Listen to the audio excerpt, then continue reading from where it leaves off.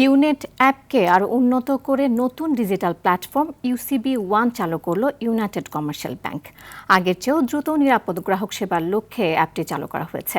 বিকেলে রাজধানীর একটি তারকা হোটেলে নতুন অ্যাপটির উদ্বোধন করা হয়। এতে উপস্থিত ছিলেন প্রধানমন্ত্রীর অর্থ উপদেষ্টা ডক্টর রাশেদ আল মাহমুদ তিতুমির, ইউসিবি ব্যাংকের চেয়ারম্যান শরীফ জহির ও managing director Mohammad Mahmudur Rashid সহ অনেকে।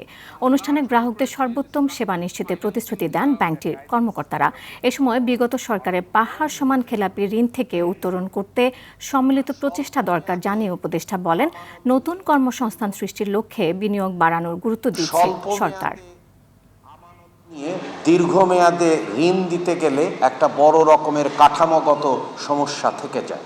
আমরা ফ্রন্টিয়ার মার্কেটের থেকে ইমার্জিং মার্কেটের দিকে যেতে পারি কীভাবে, এবং সেক্ষেত্রে আমরা বিভিন্ন ধরনের সংস্কার কর্মসূচির চিন্তা করছি, যাতে করে ব্যাংক ব্যবস্থার কাঠামোগত যে রোগগুলো, সেই রোগের অবসান ঘটানো যেতে পারে।